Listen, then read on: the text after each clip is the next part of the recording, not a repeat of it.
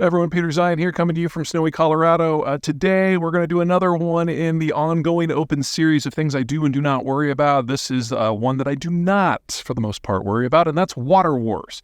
You got to admit, it's a sexy idea, the idea that a country that is dry and desperate for water is going to march on another country to take it. But a few things to keep in mind. You can't take the water with you.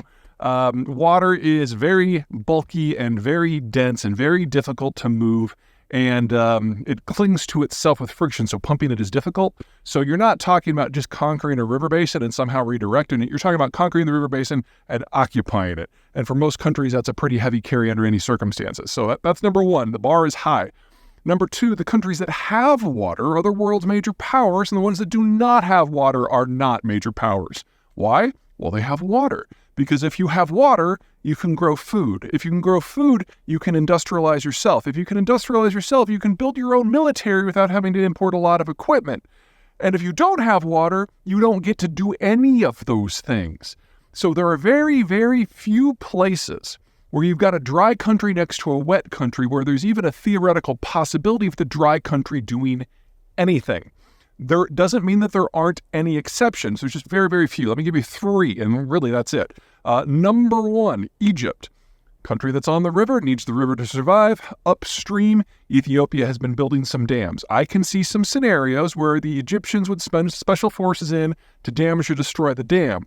The problem with that strategy now, though, is that the dam's been built. The lake behind it's being filled. So if the dam were to go away, so would Egypt. So, number two, Central Asia.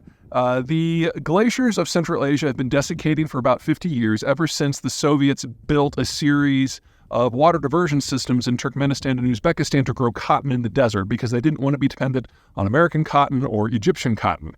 You fast forward that 50 years, and the glaciers are pretty much gone, and the flow in the rivers, the Amu and Sir are falling precipitously, and the whole area is desiccating.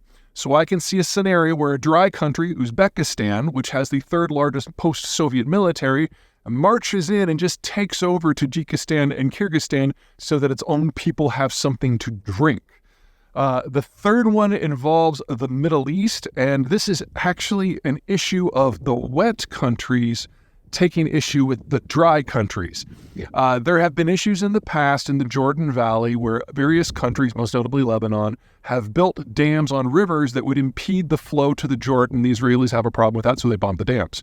Similarly, you've got a wet country, Turkey, and a dry country, Iraq and Syria, where the Turks have built lots and lots and lots of dams in southeast Turkey called the Grand Anatolian Project in order to improve agricultural possibilities for the southeastern part of Turkey and provide an economic ballast to dissuade, say, Kurdish separatism.